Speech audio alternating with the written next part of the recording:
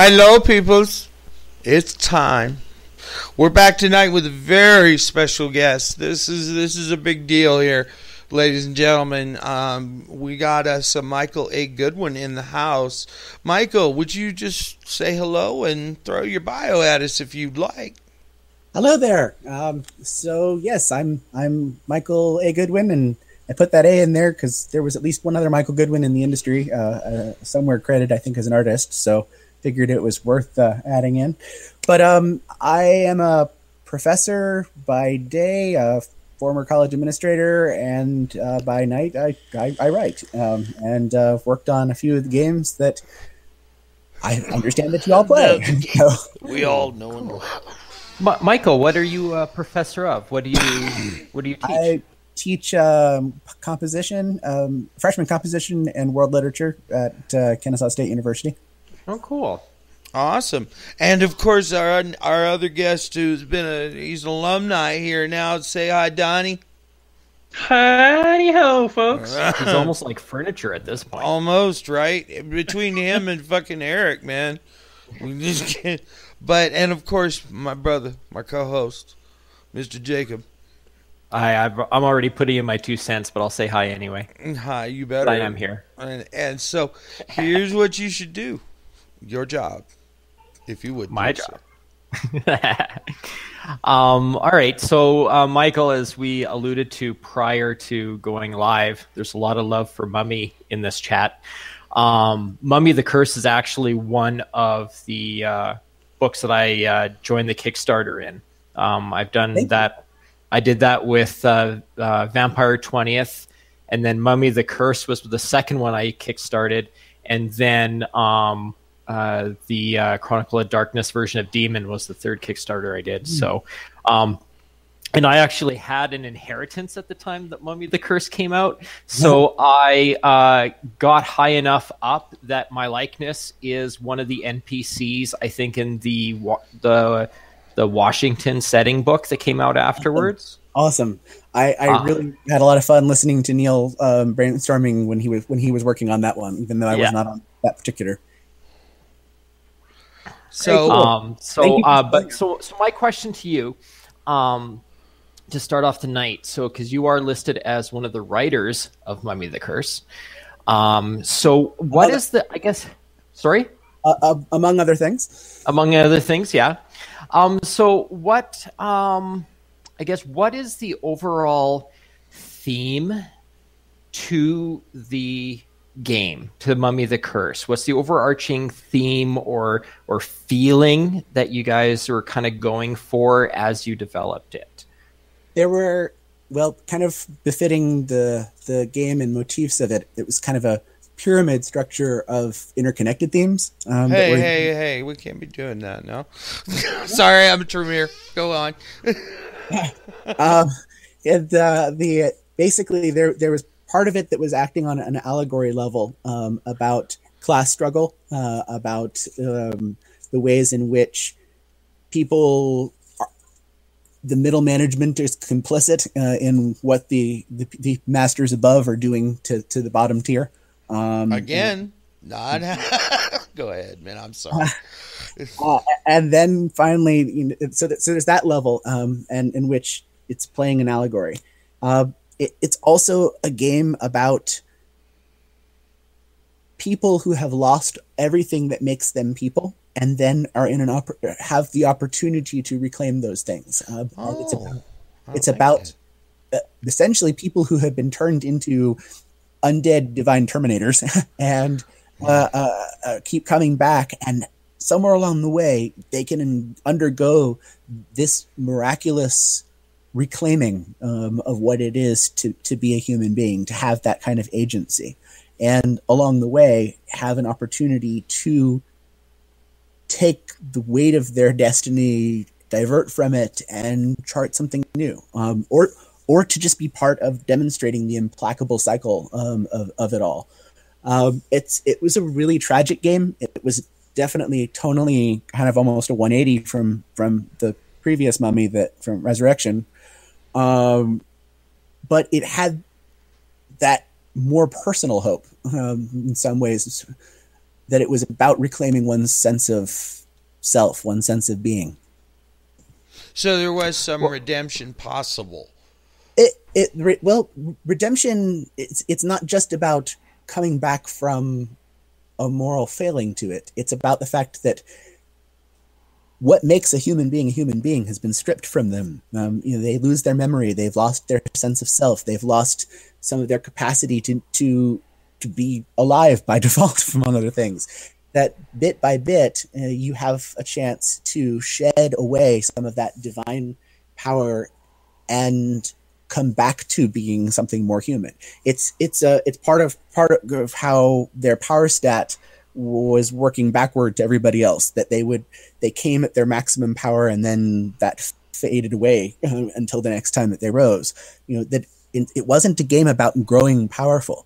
It was a game about shedding the chains of power and finding what makes you human. It's a complement too, but not the same thing as the themes of Promethean. Prometheans weren't human, and they're figuring out what it means to become a human. You're reclaiming something that was taken from you, something that you allowed in some way to be taken from you. That's a different story. Yes. I'm going on with that. That's a really cool theme. Okay. Sorry, Donnie. No worries. Well, it's also about playing gods. That's also about it. I mean, they're basically playable gods by design. So there's that. We're gonna get to that. Trust me. We're gonna get it because I've got issues with the old Mummy and them being a bit how OP. old are we talking? We're going to go back to like first Ed Mummy, or are we going to we have no idea where this conversation is going to go, but I'm just saying I did not get out my first and second Ed books here for this. I didn't either. I'll wing it, but I'll make no promises. Okay. Well, I had a question. Okay, about Mummy the Curse. Mm-hmm. The only problem I had with it was the fact that it seemed like the game had a fuse. Yes. Fuse could be longer, fuse could be shorter, but there was a fuse on it yes. where eventually it would go boom and in. Now, I'm sure that you could offset that by playing in different Sothic cycles. But if you wanted to play a modern day Mummy, there was a timer on it. Yes. So it's one. Go ahead. Yes. Let's be honest about it. I love the game, but I compare my favorite old world Darkness game probably was Wraith. It's the only one I own all the books on. See there. I love you. I love you. And if you back the Kickstarter, that you should have gotten the advance. No, dude, we're getting ready to do another Wraith show, so if you want in on that too. I didn't work on Wraith. I did get to work on the last book of Orpheus. No, just as a guest, dude, to have your say, But anyway, but Wraith and Mummy the Curse, I think both have the fact that part of what makes them so good as games, as artistically interesting, is also what makes them challenging to play. They're not exactly the same challenges, but there are reasons people joked about how hard it could be to play Wraith and how antagonistic it could get with the shadow guiding, and these were brilliant things, but they created problems too. And Mummy's Fuse is certainly something that has solutions, but it limited the scope of it. Mummy, I think part of what drew me to the project was that Colin, when we first were spitballing ideas about it, and he was for years before it came out or was going to be launched, was he had a vision. He had a clear sense of what the art of it should be, and was going to pursue that rather than necessarily taking what might be the more mass market appeal approach to some of those design decisions. So it was a little more experimental. It was a little bit more niche. But yeah, the fuse problem's there. We can talk about, there's various ways around it. And I can imagine that if it gets a second edition, and I'm not privy to any of that, I'm not at the moment working for anything on its path. We should have done the disclaimer at the top of the show. My bad. That was my fault. I'm a freelancer. I am friendly with Onyx Path. I hope I may write for them again in the future. but I consider a number of the people who work over there, colleagues and friends. Yeah, because they're all awesome folks in general, from what I can understand. I in no way represent that company and anything. I'm just me. That's cool. That's cool.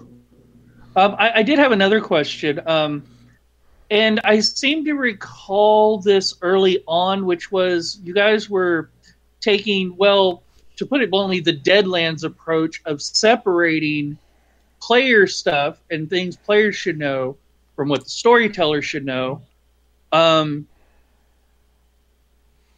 I wrong in thinking that, or that was Mummy the Curse? That was one of Mummy the Curse. That was actually one of Colin's approaches to it. It's probably not a direction I would have gone with initially to it, but I get what he was trying to do with it, which was to establish that you would play the game differently if you knew the full cosmological context of what was going on. That's Malkavian. Sorry. And so the thought was that since these are characters who don't know, that they themselves have the deteriorated and broken memories, that it would be more of an authentic experience. It would be able to get better into the heads of creatures, that it's going to be a challenge to wrap your head around if you were also ignorant of some of those things and if you were discovering of them. And so I think I get what it was going for. I think I'm of the opinion that says that you always kind of have to separate some player and character knowledge, especially if you're a fan of game and therefore will have read things about from it. Again, I think it was an artistic choice, but I would imagine that it would probably not be built that way again. Yeah, I have a feeling like, just from what I understand about the Chronicles and all the changes between the before and after, is that there was a lot of, damn, we should not have done that. Well, I wouldn't necessarily say that there was so much that I would go that far and call it, but I would say there's a lot of lessons learned, and there's also a recognition of maybe that what we had before worked, but can we do better? Is there room to grow and improve on that? And I think you've seen that in the jumps from first to second edition for the games that have come out so far. Is the Promethean second out yet? Or no, not yet. Okay, actually, all right, then never mind. Yeah, I will not be talking about that then. Then don't. No, see, the reason why I called it. Speaking of which, hold up. There's something going on in chat here that I need to bring notice. I think Sabrina's right. We need to ban the fucking word. Just in general, we will have to refer to the word in a sideways fashion, because we're not allowed to even say the letter in which the word starts with without some bullshit jumping off. Is it that word that was potentially going to cause things to go haywire? Yes. We're having issues. As soon as I made mention of that damn word, and it was my fault, my bad. Yep. I'm sorry about that. That was completely my fault, and so we're not going to be doing that anymore. Right. We're not going to refer to that particular group by its name any longer. Got you. No, so all right. The reason why I was referring to as the Deadlands approach is because I don't know if you're familiar with it, but Deadlands did separate player stuff from GM stuff, because in the GM stuff was where all the meta plot was buried. Right. I mean, it's an old school. I mean, it goes back to when I was reading the first edition AD&D books of my stepdad's first edition AD&D books collection of them. I remember how much the DM's guide made a clear point of, this is for the DM only. This is it says like in the first page. It's an old school, right? It's not. Yeah. There was a bit of a nostalgia factor that was like, this is a game about old things, and here it is being constructed sometimes with a bit of a few nostalgic elements. As I said, it's all part of an artistic decision on Colin's part. Yes. Because I actually had my second edition AD&D books up until maybe 20 years ago. And when the X kind of pilfered, and you know, it's like I even had a pre-Cthulhu removal of the deities and demigods. I have got that as well. Yeah. That was my first exposure to the mythos. Yes, it was, and not just that, but Elric and yes, and Melibene. Yes, absolutely. It was and like that. Honestly, I can put a whole bunch of stuff in that I did and worked on that probably I got that start from getting hooked on that imagery and you can do this with gaming long before ever coming to that. So, yeah. And then GURPS tried, but it was not quite what we were expecting. I can't play any GURPS. I can't comment on it. And then White Wolf came like along, and I just said, "Fuck it, I'm not playing D&D no more." By the way, you can use whatever language you want. Since we don't monetize the show, we can say whatever the fuck we like, as long as we don't go completely berserk. But you know what I mean. I got it. So don't feel like you need to modify your language Fair in enough. any way, shape, or form. And somebody just tried to guess the word in chat. We can't have that, Metalith. Even talking about it in chat works. Okay? I'm thinking it pretty hard, and I'm just kind of worried. Stop. You're killing me. I'm watching the analytics as we're broadcasting just to see what's going on. And if it gets above a certain point, I start sweating a little. All right. So, we've tangented mummy questions. Yes. Yes, mummy. Let's go back to mummy, because that particular phrase does not come up in conjunction with mummy very often. Yeah, so you said you weren't with Onyx Path anymore, so you don't know. Well, I'm not currently working on anything for them. It's not like we've severed ties or anything. Of course not. God, gotcha. no. Oh, and to answer a previous question, yes, Promethean 2nd Edition is out. Okay, lovely. Then I was going to simply say that, for instance, I'm very proud of some of Neil Price's writing and work on that when what he was doing with some of their powers and tying to the philosophy and the way the stuff would change and shift with that. I mean, there are stuff that you can point to and look at and say, this worked just fine in Promethean 1. But in 2nd edition, here it is, and it's better. Prometheus 2nd edition, it took me by surprise about the fact that your powers were tied to your refinement, and when you switched refinements, you didn't have those powers anymore. Okay, right? You could technically keep them, but here's something that I'm pretty sure I've never said on the show, and I should have before now, is that I am mostly use this phrase when discussing online games, but I guess tabletop and offline works just as well. Games never leave beta. Yeah, fair enough. Yes. Well, that's where the golden rule comes from, right? I would thought so anyway. Yeah, every single table that has ever played a game has house rules, and I would actually I would say that every successful table does. Because I've seen games crash because of people's inability to do that or figure out how to do that. But yes, if you can wrap your head around the fact that this is your narrative and understand that, then you're going to modify it, and it's going to work better because you have. Okay. Yeah, definitely. Like even just in my Star Wars game I play, I've had to do several house rules. But here, the key to house rules though is, you as the GM discuss it with your players to get their input between the sessions, and then at the session you make the final stance of, this is the new house rule. Mm-hmm. Also, I'm totally willing to change rules and say, you know what, we tried this. This didn't work out so well. We're going to change course again. There's no shame in it. We're not locked in just because we make choices for it.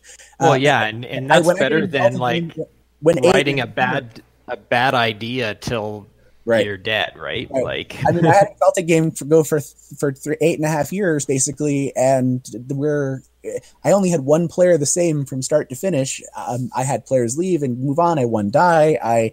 And then along the way I conceived of and was writing the core rules for the 2nd edition midpoint to it, but by a certain point along the way, we'd gotten to where even the rules I'd done were not remotely up to the task, and we outgrew the entire rule set because of where we were taking the game. And so here I was writing rules for the game that I no longer even used basically at the table. Yeah. That's why I find that a lot of games, offline games, tend to make their most drastic evolution jumps is the use of house rules. Yes. Yeah. Now sometimes it can be bad. Like if you're you could totally hose somebody's player concept or character concept while trying to go, well, dude, if I don't do this, then it's boring or not entertaining for everybody else. Which gets back to the covenant approach, I think, that I take toward gaming. That says that everybody needs to lay out the expectations of what they are looking for from that experience. And if people understand what they're looking for from that gaming experience, it sets up a common language of what is and is not permissible. When you have that established, then you have a trust and rapport established, and you know where those boundaries are. Go for it. Let it be as plastic as you can manage. So why do you think the second edition Mummy turned out to be as OP as it did, as far as the rest of the critters in the World of Darkness? That would be my decision, actually. Really? No shit. Yes. You're the person I get to blame for that. Absolutely, it is 100% intentional. Really? Which Mummy are you talking about, Peter? Mummy the Curse. Yeah, no. Second, the Mummy, the Resurrection, the second edition of that. The first edition of that was even weirder. Wait. There was no Mummy the Resurrection only had one edition. Okay, only one edition. Mummy was just straight up World of Darkness. Okay, you want to go back to first ed, second ed stuff. Okay, that's what I said. I don't have those books in front of me. That's before my time. But I'm just curious as to your yeah. It's not like you're completely uninformed. No. I can tell you. No, I was just saying that the OP I'm responsible for is Mummy the Curse. But we'll get there. So for the original Mummy, when it was first conceived, it was yes, it was World of Darkness, but it was more than anything else. It was a vampire's book. It was presenting. Really? Yes, the first edition Mummy. Yeah, I've got a copy of it upstairs. I get that, but I mean, it's one of the few games that would cross over readily. Then, right? But when it was published, there was basically just there wasn't a whole lot of World of Darkness. Right? Wow, that's true. First edition Mummy was really, in a sense, part of what was establishing it as a World of Darkness. The world was bigger than just the vampires thing. That there were other things that went bump. There were the other critters out there that went bump in the night. They were scary, and they were different than you. And some things were even scarier than others. And they were weird, and they didn't play by the same rules that you did. And that was what it was. It gave vampires something to be unsettled by. I'm sorry. I played vampire for 20 plus years, and werewolves are enough to do that. Okay, but werewolves. I have to check, but I think that the Mummy first edition preceded werewolves. Really? I thought it was tacked on towards the end. No, no, not the first edition. That's second edition Mummy. That's okay, World of Darkness. So that's what I'm. That's World of Darkness Mummy. And Resurrection came like at the very end. Resurrection is like third. It comes out during Revised. Okay, then it's third edition. I was thinking of. But first edition Mummy is a teeny tiny book, and it's really a vampire book. And it's not until World of Darkness Mummy where they're like, okay, let's let Mummy exist with all these games out there, and how does it tie into all of them? And it looks like the Mummy that people thought of before. It is pretty readily crossover, and I've been trying to do a crossover game forever. But yeah, so Mummy started as these OP weird niche things that weren't exactly playable, but they were living on the fringes, and they were there to really unsettle and scare vampires. And then the setting grows, and then the role of mummies is they still continue to be what they were, but now it's a much more diverse setting of critters, and there are more things to be scared of. Mm-hmm. They sort of settled into a niche of being the old thing. They were there to be that ancient undead that wasn't even human in the same way. Can't even die, kind of thing. Right. You can't get rid of it. In some respects, they were like a more Lovecraftian, eldritchy sort of thing, which is I kind of took full circle with some of the stuff in Mummy the Curse to give that back to them. Cool. By the way, since I'm in IT, my Google foo is unbeatable. Mm-hmm. And Mummy for the A World of Darkness Mummy First Edition came out the same year as Werewolf the Apocalypse. Okay, so yeah. So really, again, when the time it's, and remember, these books are being written with a lead time, and if they're being done in parallel, there may or may not have even been a whole lot of communication. No, there wouldn't have been any crosstalk, man, at all. Well, there would have been some because it was such a small studio at that point. No, but I from what I've heard, and Mark Ryan Hayden was involved in all of it. Right, it was like, don't look at my work kind of thing. Yeah, was going on. Right, but anyway, so basically, yes, the first one was something that was existing really with only Vampire to respond to. The second one was responding to all the game lines, and then Mummy the Resurrection was in an attempt to make it a game line in its own right, which it sort of started to get off the ground, but then Time of Judgment. I hope that which I also am sitting here since I got to blow up Mummy twice over for that one. Again, it did not happen. I don't care what they tell you, it didn't happen. Yeah, see, you can understand this because Michael, Eurydice says otherwise. Yeah.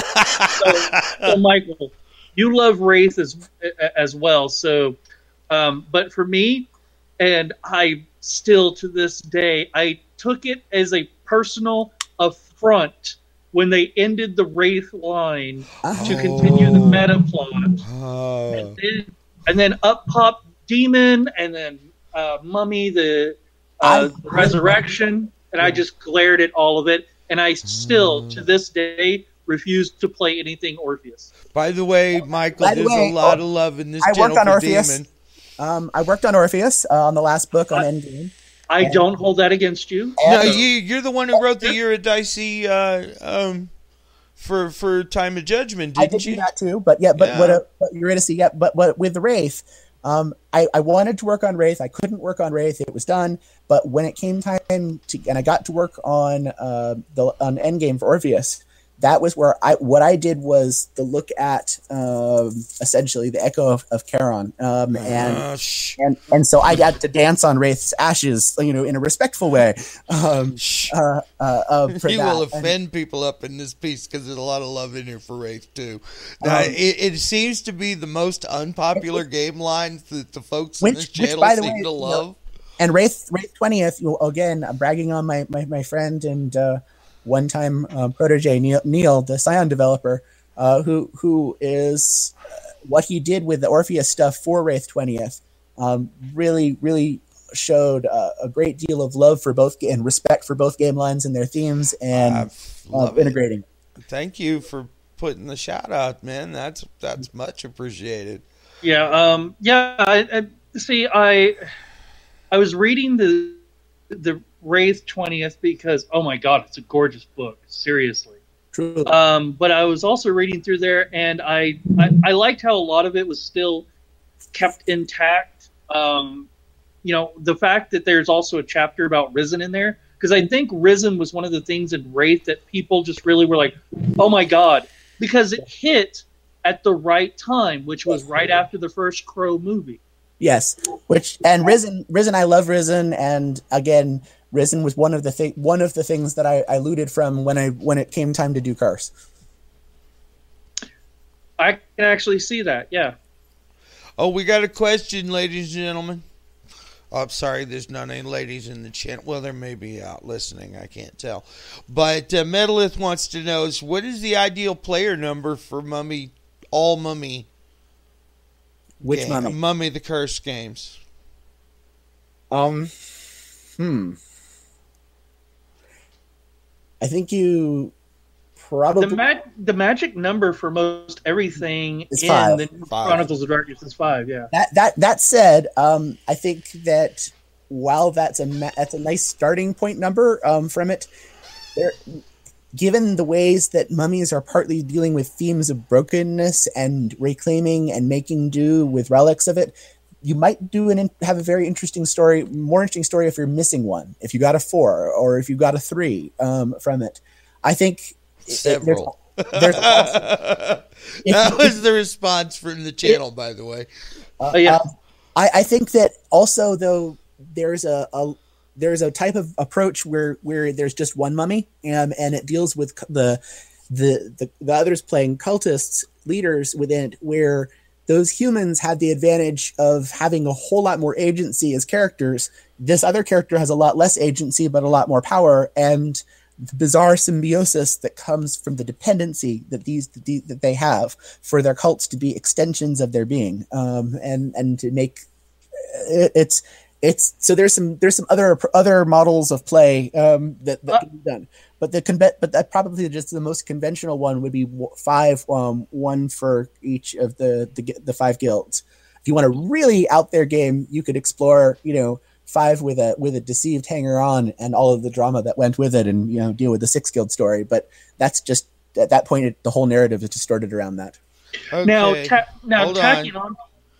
I have to do this. I'm sorry. It's a requirement. Hi, Rayanne. She's going to piss me not giving her a personal shout out. I'm going to give her one just so she'll. Anyway, Metalith wants y'all to know that he has several questions. Okay, but real quick, I just wanted to tack onto that. What you were talking about you could play with less than 5. Mm-hmm. Mummy seems to me like Promethean, which is it could do really good one-on-one. Yes, it can, very much, and it can also do a really remarkable story with two people struggling and grappling with what does it mean to be people, and how do we help each other become people. That's a level of, and forget romantic sci-fi, that's a level of intimacy to explore in a narrative, and trust, and the terror of that, and wonder of that. It's intentional that when these different combinations all have very different chemistry, and can bear fruit. See, so you can't do crossover games. I've been telling these people that for 2 years now, and everybody laughs at me. Oh, and yes, as far as in crossover type of stuff, the fact is that it's easy enough to get a mummy dragged out of into a crossover narrative. It's hard to keep them to stay in that crossover narrative. Well, no, you would only need one as an NPC at best. Right. Yes, they work fine as an NPC, but trying to PC them in and out of a game full of other critters can be challenging. Because really, there's a second edition that was one thing. That was one limitation that I had that was placed on me. Actually, I wrote more crossover rules into some of the utterances and whatnot, and it was Colin's mandate that he wanted to keep crossover as much out of it as possible, and to silo that. I love the crossover stuff. I had put that in, but of course I respected his decision as the developer to refocus. Yeah, I get you there. Yeah, right. I imagine that if there is a second edition, it would be done with more cognizance of crossover and the fact that there is that demand for it. I'm hoping they will do a. For example, like there was what was the book, The Immortals or something book? There was these sort of quasi mummy type things that were in World of Darkness, and there's some other creepy shit going on. Anyway, they were enough like mummies that I made sure that I noted in the rules how they would look to a mummy with some sort of sensory power. I don't even remember what, but that there were those little things got cut out, unfortunately. So again, I imagine, just knowing the folks over there and the lessons learned and how the second editions have looked relative to first, that probably there would be more attention paid to crossover details and considerations. Well, we've mentioned on the show a couple of times now is that in prep for the World of Darkness Ebony Kingdom stuff, is they're looking for writers from those particular areas of Africa. Yes.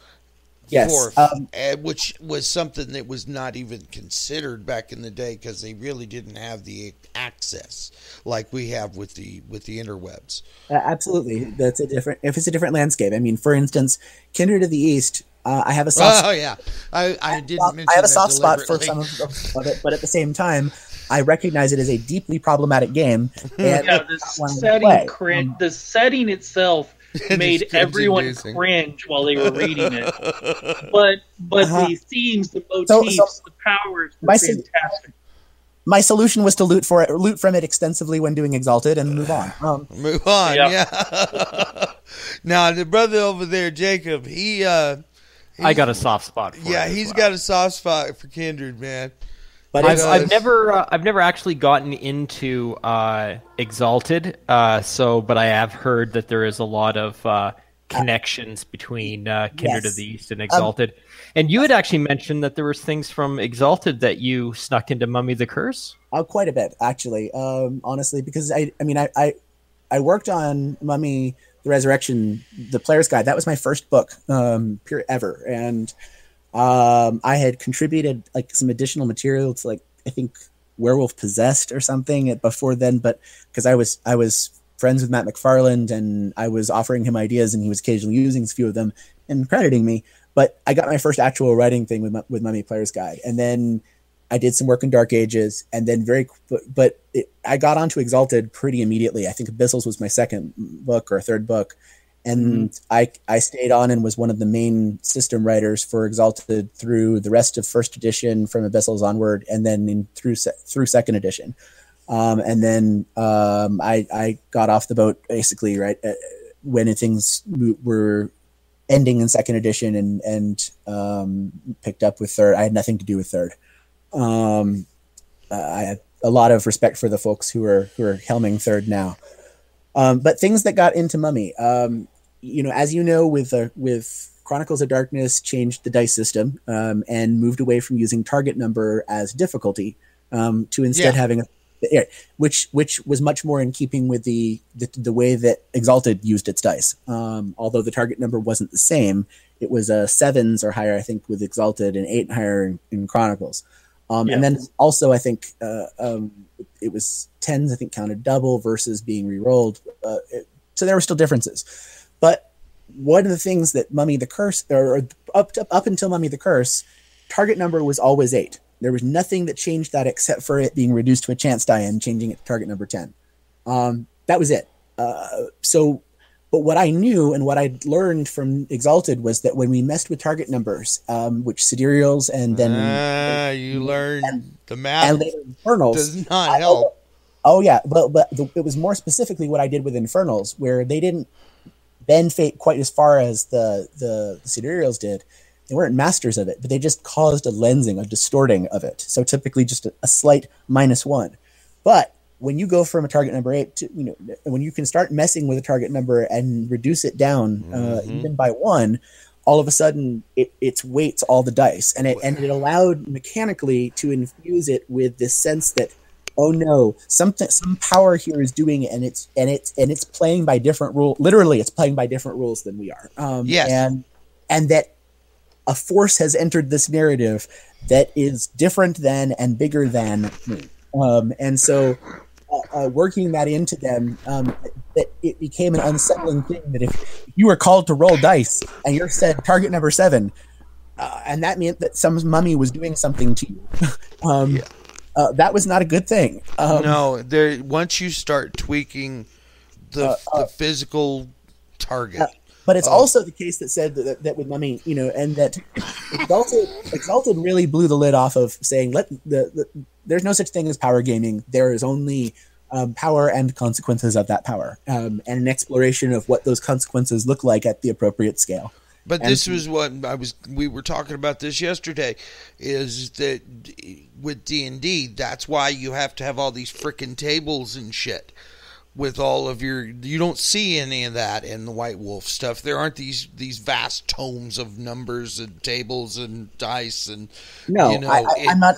Yeah, I don't. No. I'm just saying, it just once you start making those kind of, as you were the changes you were describing there, then you need to start adding all these tables. And no, actually, you don't, because I was very careful to make it sort of mechanical change that did not cause a cascade effect. Everything procced just the same. All you had to do was simply know that these these dice will be counted as success on a 7 or on a 6 as opposed to on an 8. So you don't have to know what the chart or look at the chart. You just have to resolve the action as you would any other way, and just know now this die is weighted with an extra 10%, or this die, or an extra 20%, or whatever that looks like. So it's very, very easy to reckon mathematically, and it doesn't disrupt the procking at all. I was misunderstanding you completely. I am so sorry. Yeah. So it is that, and again, I did not want to introduce that complexity to it, and that would be very counterproductive. Yeah, that's what I was trying to make out. I was like, no. You want, but you wanted it to feel different. You wanted it to feel like something is happening here that doesn't otherwise happen, that doesn't normally happen, even in this weird setting. And so, but on sheer power level, utterances. The thought was these people, when a mummy first rises, they are God. They are not. They're not a magician. They're not just an immortal. This was the OP thing I was talking about earlier. They are God, and I made the case. I made the case to Colin to say, I want to go. I want to just simply let me make them as powerful as I want them to make them. Trust me on this. And they got jacked up a little bit in the course of it, and no, he wanted them powerful. What he did not have was the imagination of what that powerful fight was going to look like. And he knew I did, and we'd been a good team before, and he knew enough to tell me what generally he wanted the feeling to be, and then just turned me loose. Okay, well, that's actually a pretty cool boss. Yes. Especially in this particular industry. We've always had a relationship where he basically gave me almost autonomy as long as I understood his vision, and then I was going to act within it. And he did not micromanage anything. Everything has dots. That's all you need to be concerned with. Go. So one of the things that I did is I was looking at utterances and how they were going to have and what a third tier utterance was I decided I wanted to do something to where this wasn't going to feel like magic. What I wanted it to be was, these are miracles. These are divine power. And my checklist, besides looking at the old mummy, and there are a few other sources like their affinities. I looked at Aberrant, and I can talk about why I did that. Yeah, you did say you've been doing some research. But it was also the case that when it came to the utterances, I used the book of Genesis and the book of Exodus as a checklist, and I looked for miracles throughout the Bible, and I tried to find a way to cram every miracle that I could find in some shape, form, or fashion within the utterances. Wait a minute, what? The utterances makes sense. So that you could play. Utterances do feel Old Testament, right? You are an Old Testament God. Yeah. Okay. In that moment. You are an angel of divine power. It's not. I wanted it to feel very distinctly different than mages. This is, if I got the impression. Don't get me wrong. That one seemed to be, even with the whole Cain thing going on in Vampire, it seemed a bit more of Abrahamic magic. What is it called, Kabbalah kind of stuff. There were attempts in the first edition, like in the old mummy stuff, the World of Darkness mummy stuff, and from that, where they had, for instance, worked the plagues that had been inflicted Egypt in the story of Moses, yes, and had made that a mummy power, even though rather than something that was simply afflicted upon the Egyptian people. That was an interesting twist to take with it, and so I ran with that and kept running with that with Curse, and it was so I looked to it to say, if these are divine, if they're creators and divine beings, and then now what is the relationship that this imposes upon that? And if you have the tools, so you have the tools to cause an earthquake and level a city. All right. In what circumstance are you going to exercise that power? How are you going to turn? I can do the very specific thing of, I can do a ritual that will flatten a city with an earthquake, and leverage that into Haboob! A story. And leverage. Obviously, you're going to use that power to impress girls at the bar. Very, very, very clearly. And, that would be one way to get more in touch with your humanity, right? Yes. And of course, one of the other cool things about mummies is they get weaker. The descent means that those powers, that divine level falls off, and then you're left with something more sane, and then that falls off, and you're down to being, having the tricks of it, just and all the while, right? You're pumped up. So it allows. I was just gonna say that was something I was gonna bring up later, which is the fact that to a player who is used to going up in power, who start going down in power, that kind of puts a teeny tiny twinge of horror inside the player's mind. Yes. As they realize, oh crap, I can't do the things I could do last week. Right. Oh crap! It reminds me of Spawn. One of the influences was if you remember when Spawn debuted, he had the countdown.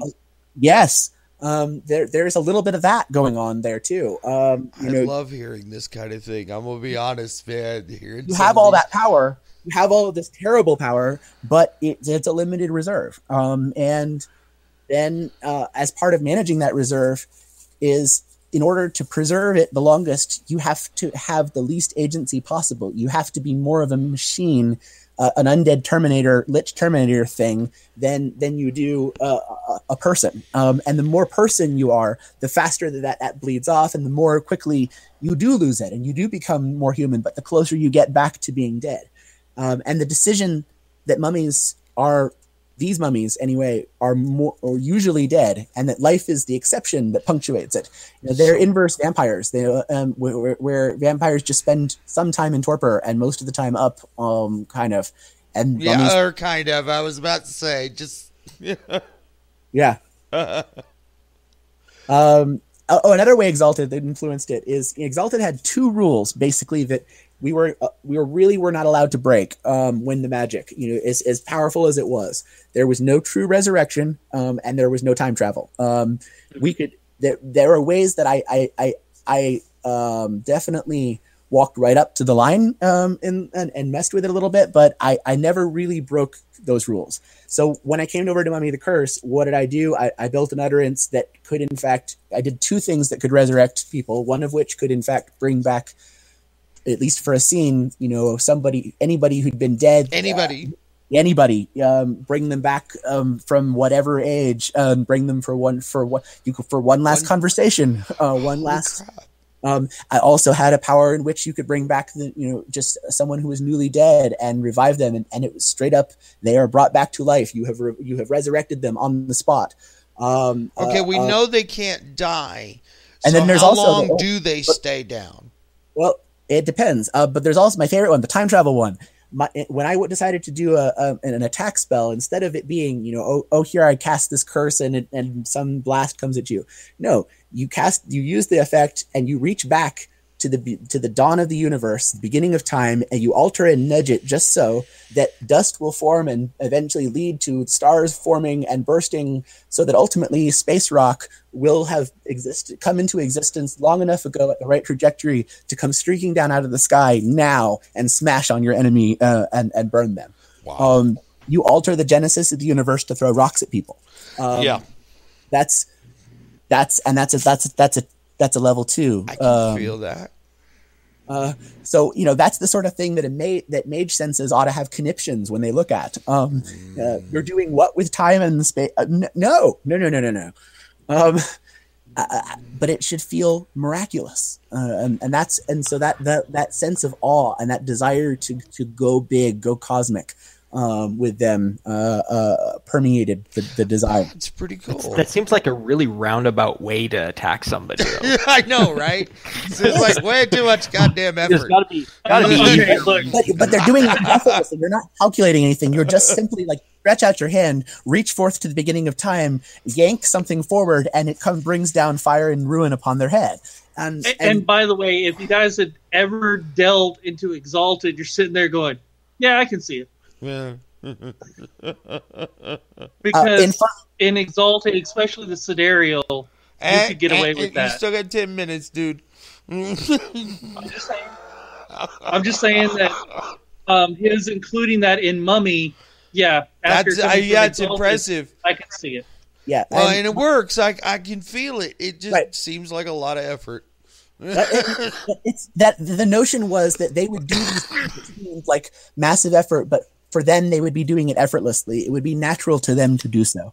Maximum effort. That gods do not think and reckon and solve problems in the same way. There's another time travel one I have where you summon essentially an undead Shuggoth, a eldritch abomination, and that feeds on ghosts. I modeled some of the imagery on the way that the creatures in Final Fantasy Spirits Within, that they sucked life out and fed on the life force of things. It was an image that stuck. I worked some stuff in, but the reason it was theorized these things were yanked back from some ancient aeons past where they roamed the earth and dominated it. And the reason that they were not on the earth anymore is because all of them had been summoned forward in time by the spell. That's a cool idea. I like that. I like it. Okay, we got questions from the Peanut Gallery. Which version of Mummy is your favorite? Rules. Metalith is asking which version of Mummy is your favorite. I already know the answer to this, but I will give an answer, but it comes with the caveat I gave you earlier. And Curse is my favorite, but it's because Curse had the luxury of being the more recent one. Curse allowed me to build on everything that I had done in my career and work on, and it built on things that other people had learned from the other Mummy and might do. So it got to benefit from all of that. I also always really liked the dark stories from it, and I like to tell stories about the tension, but the power and humanity and what it means to have power, and to what extent is power something that improves you and gives you choices, and to what extent is power something that chains you, that restricts you. And so if you took those things and you dialed them up to 11, as Mummies allowed them to do, you could really explore those themes in a way that none of the other Chronicles of Darkness, none of the things could do. Also, I liked it mechanically, and the fact that I got to do all of the magic and have free reign to design a lot of it. So more of Mummy the Curse has my stamp on it in some way. Whereas Mummy the Resurrection, I just mostly came in right after it was already done, and I got to put a few grace notes on it, and I was grateful, and that was a wonderful first project. And yes, I got to come back to it with Time of Judgment, but it's a bitter thing to be like, here, you get to work on your second book, so we just need you to end it. But I had more to do there, and Colin and I had ideas for books for Mummy, both Mummy Resurrection and for Mummy the Curse, that never got to be realized. I made a good chunk of headway toward working on a Lifeless book, and a lot of which is written, but I have no idea if it will ever be used for anything. And so I'm just sort of sitting on it. And maybe you'll just have to wait till the Storyteller Vault gets to that point where you can just set it out yourself. Dude. Yeah. I perhaps so. I don't know. The more that I worked on it, the more that Mummy's too popular. They're going to have to do something. Well, the more that I was working on developing and designing stuff, when I was trying to imagine what might happen if we were to do more Mummy Curse, it began to evolve into its own game that I started to write as one of my own projects, and so now I'm writing another game that deals with some of these questions. Oh, cool! And I think definitely we'll look back to Mummy the Curse as being a key, but by no means central inspiration. Awesome. Okay, we got another question from Metalith. What do you believe is the strength and the weaknesses of both lines? Now, I mentioned to you earlier, I really did want to get into this is what I hate about kind of situation. I would never expect that you would do that. Right. So I'm saying this more for him than you. Right. I mean, these are both my babies, and I love them. I'm a terrible father because I love one of them more. But in this case, so Mummy the Resurrection. Mummy the Resurrection has the advantage of coming into the world of darkness and being one of the very few rays of hope shining into it. And I think that you highlight darkness with contrast.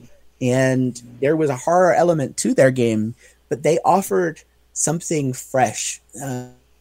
A perspective that otherwise was missing. And they offered this chance to reconcile being both a child of now and a child of yesterday, to being both present and ancient. and to try to reconcile what does that mean to be rooted in legacy, to be rooted in the past, and to have meaning in the now. What does a healthy balance of that look like? And that's metaphor for a whole bunch of other things as well, on top of being just an interesting premise for gaming. I think obviously they're much weaker beings, and so their narrative was one of being frequently underdogs who were trying to do the right thing and had the tools to potentially do some of the right thing and make a difference. But they were not going to change the fact that fundamentally this was a world of darkness. They were not going to be a sufficient light to light that whole thing up. But they were going to light some of it up. There were going to be some corners of it that were going to be better as a result. And that was new. That was different. It was different. Did not rebuke the setting per se, because it wasn't vast enough to rebuke the setting as a whole, but it offered a perspective that you was missing. And Hunter certainly had its own way of illuminating and providing it, but Hunter obviously was not a game oriented around providing a whole lot of hope. No, not really, not so much. But Hunter the Vigil, though, Vigil has been that way. Contrast, though, if you will, with Mummy the Curse, in many respects, it's paradoxically both bigger and smaller. It is, the scale of their power is vaster. They are dealing with the ramifications of being gods and then demigods and then heroes among men to it, of being. But they are all. There's no. I'm a balance of old and new. All of those mummies are dealing with the fact that they are relics. They don't belong here. They belong to another time. And sure, they've got a toolkit that lets them adapt really quickly. That even Methuselahs don't know. Right. And the fact that they've lost with memory, because of their memory working the way that it does, they've lost things in a way that the fog of eternity can't even begin to approach. And so you're not having to try to play a being that remembers being thousands of years old. You don't remember that. You only remember a very recent snatch of it. You're a drifting point across time, forgetting things. A pebble blown forward in the sandstorm, and their journey is so personal to become a person, or to ultimately realize the futility of that and be ground underfoot by the cosmic machinery of it all. And so they could tell the smaller story of a single soul wrestling with its own inner darkness and its complicity in an outer darkness. And they could also tell the story of what it was to wrestle with the divine. And so it in some ways they're also they loot from Exalted, they loot from Scion, they play with the hero's journey. My family, I'm connected to archaeology in that my great grandfather was the foreman on Heinrich Schliemann's Dig of Troy. Nice. And so it was something where I've had some of his letters read and translated into it, and my mother worked on a dig, and so I've always been fascinated by those elements. And I studied Latin for 6 years, and I've always been. I wear an eye of Horus around my neck. Yeah. So we would, as a result, that sense of exploring what it is to be ancient and exploring what it is to be an atavism and anachronism, and that's also a thing. Mummy was a game partly about what it was to grow old and to be senile and to lose yourself and to have yourself dissolved. And what meaning do you find in the face of being both eternal and being ground to nothingness? It's deep stuff. It is, and it's intense stuff. And I think that you could play a much easier casual game of Mummy the Resurrection, and I think you could tell a much more intense story by default with Mummy the Curse. If you're looking for something that's very intimate and very deep and very disturbing, Mummy the Curse, it will deliver in spades. If you're wanting something where it's as close as you're going to get to being able to go forth and kick evil's ass for a little bit, and you know what? It is one of the few things that can stand toe to toe with pretty much anything else in the world. In which ones? The Mummy, the Resurrection. Yeah, Early on, they can stand toe to toe with anything. I would put them at mid to low power range in terms of sheer combat. But yes, the point was they were highly disruptive. They could come in and they could cause problems for anybody, even if they were not hands down most powerful. And that's just it. The Mummy the Resurrection lets you bring that torch into the dark place and make and take a swing at it and make something in the dark wince and pull back, and that was kind of cool. You got to be the primeval hunter holding against the dark. In some ways, it's almost like an anti beast, the primordial, in some respects. And then you have, meanwhile, a depth of horror to Mummy the Curse that I don't think you're going to see. I don't really see in quite any of the other games except maybe Changeling the Lost. Yeah, Changeling gets brought up as being a bit darker than most, and I was like, even after playing vampires, like, yeah. With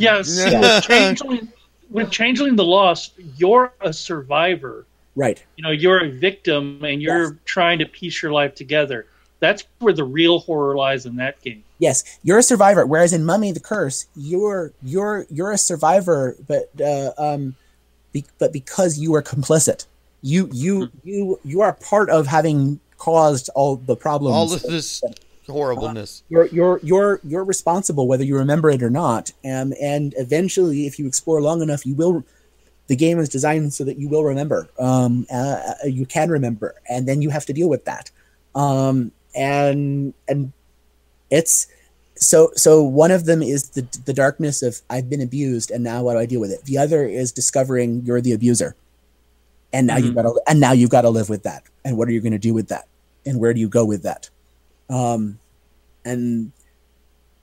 yes, terrible things have been done to you too, but your complicity in it outweighs that. That these are war criminals, and these are people who have done something terrible and something selfish. And if they're going to reclaim being people, eventually that means coming to terms with what that meant, and especially with the fact that the lifeless, the broken bad mummies in Mummy the Curse, the Shuangxin, those are the people you slaughtered. Those are people you condemned to something even worse than what you are. And yes, they want to eat you and devour you, and yes, they hate you and will not give you no quarter to it. But you can't entirely blame them either, right? It's like you did it, dude. My real favorites in Mummy, my absolute favorites of them are the Deceived, because the Deceived were my final thing, and I got to really have a big sway of them. And I put chunks of autobiography into their design. I was commenting on. I was commenting on my own mental health in some ways while I was doing it. I'm bipolar, and I designed of the Tamak of I got to design one of them, and I decided I made the poet out of them, and I conceived him completely. I conceived his what he was about, what he imposed upon you. And if you look at it, what I did is I took my own struggles with my bipolar disorder that thankfully has been under control for a number of years now, really, really well, thankfully. Congrats. Thank you. Mm-hmm. But actually, I had my last real breakdown while I was in the process of working on Deceived, and it was an immensely cathartic thing. And so my last, why you got the lore of the Deceived as an extra to it was sort of my gift to finish off and close out them who had been with me on that journey through that dark time.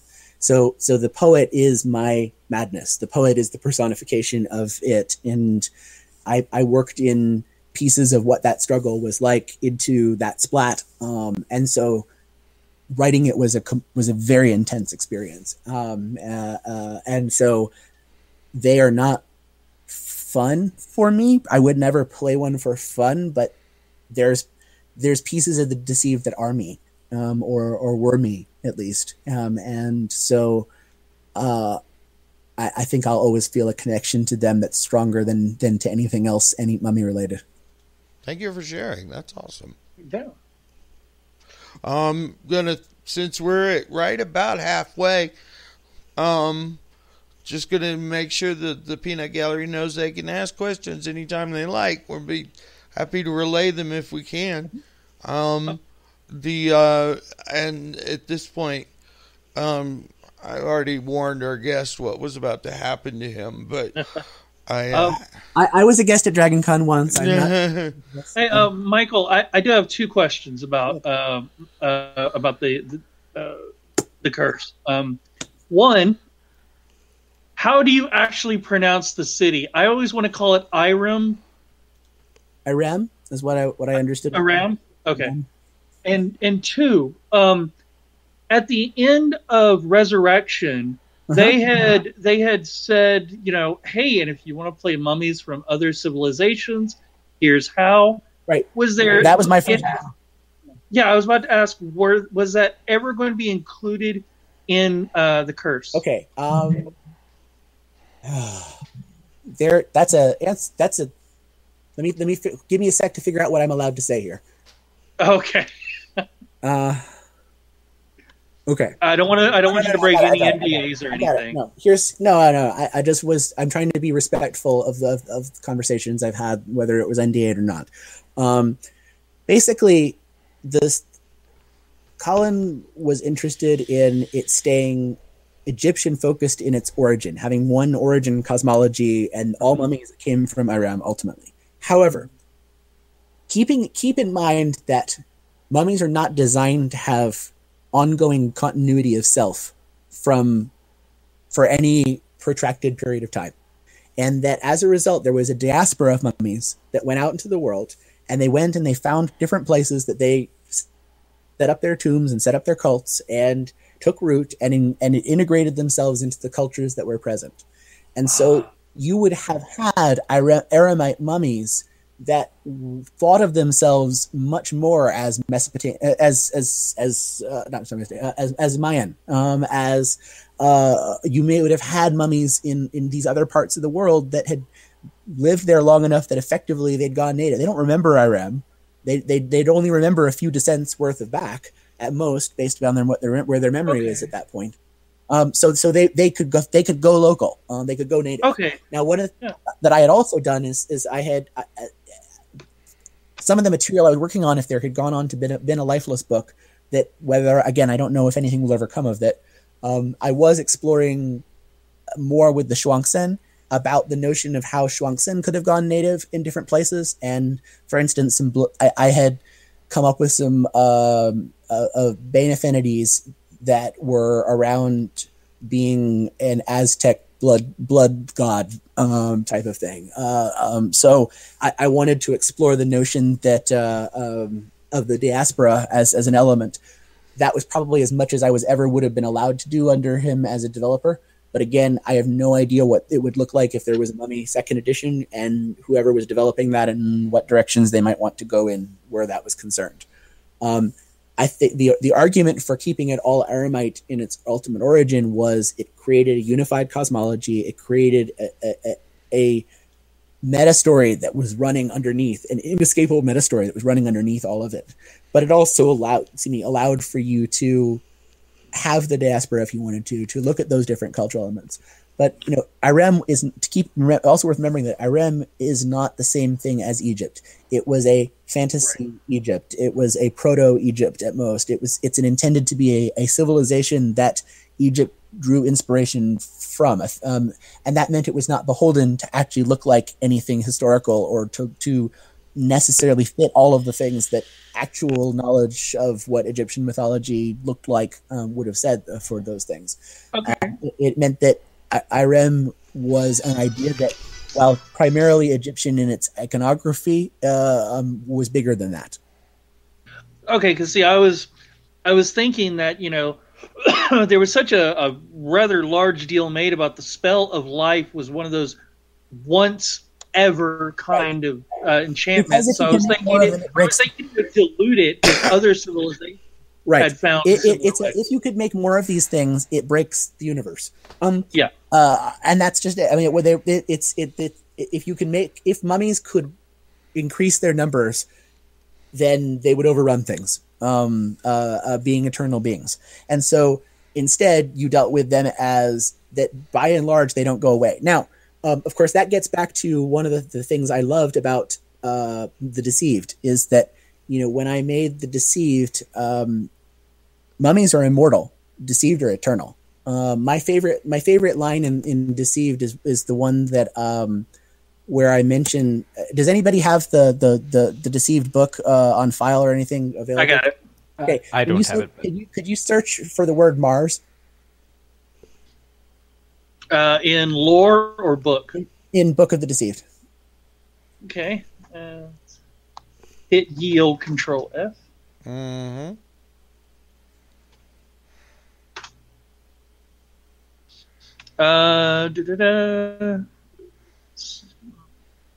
Some future epoch may see lonely, restless stars rise upon the burning.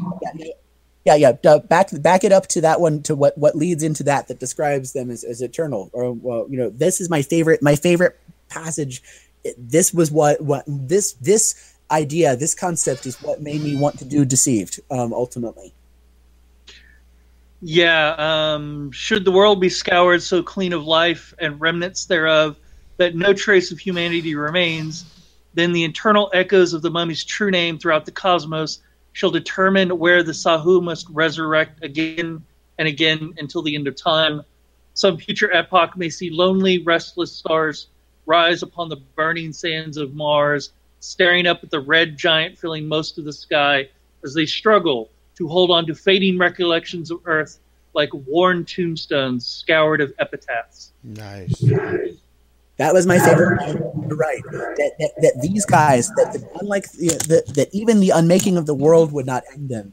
That the Deceived will they are stuck with the Tiamat and as inside as their companion. And in this case, the poet, that you're stuck with your madness to the end of time, and you can never, ever, ever, ever escape it. And the only way out of it was to completely surrender yourself into Providence and let go and become essentially an angel of fate, if you will, and completely surrender to being to something bigger than you. And either way, you are going to be stuck with this something bigger than you as part of you forever. They are truly impossible to get rid of. The only way to do it would be to unmake. They exist to the end of time. And you would have to unmake time to undo them. So yeah, I suppose some archmages might be able to do with something if they were willing to, break everything. But yeah, otherwise, outside of that, corner case, they're here for the long haul. And that meant that one of the setting things that I proposed and that was never realized as maybe a dark air thing was going to be a future space opera tomb ship of space, mummies going forth when they've consumed all the relics of Earth and are going forth in sending forth their cult ships and tomb ships to loot the relics of other worlds. I've already seen that movie. It had Vin Diesel as Riddick. What we can do. Metalith has an actually good question. If Arim was a proto city, how does that mesh with Atlantis being also a proto sanctuary for mages or a proto birthing ground for mages? Atlantis is a much more complicated thing because essentially with Atlantis you have however things were, and that all the magic that can reweave continuity has written over and written over and written over and written over. Whatever Atlantis was, it was something a whole lot more than just a city. It was a prior state of the universe that is irrecoverable. And as a result, Atlantis is looking at bigger philosophical things. Irem was literally a city. It is literally a city with people doing magic in it and building an empire based upon magic in prehistory and dominating otherwise Stone Age peoples, and then getting arrogant enough that they decide to try to work magic to live forever, and in the process literally drag their city down into the maw of the underworld and where the masters are ensconced themselves as Lich Kings. and send forth their undead terminators to reap the magic of the world to power their stolen empire. This is it's kind of dark stuff. Yeah. So how much input have you had on any of the dark eras that have involved the mummies? None. Well, no, that's not true. I've had a few conversations with Neil and when there was dealing with Paleolithic mages, I think, but I mean nothing, no official capacity or anything. I just, I mean, I'm not working on anything actively for them. So gotcha. Okay, no worries. That was just a question that popped in my head.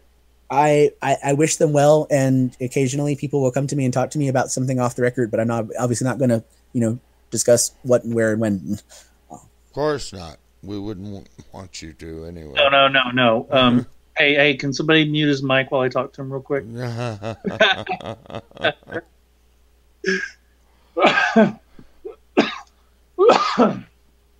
Sorry about that, guys. Oh, that's all right. No, all three of us Other have question. got coughs, eh? Right. No, so let's get to the part where I really, really want to talk about. Oh my god. Oh my god. The scenarios. What are your opinions on them? What edition of Sidereals are we talking about?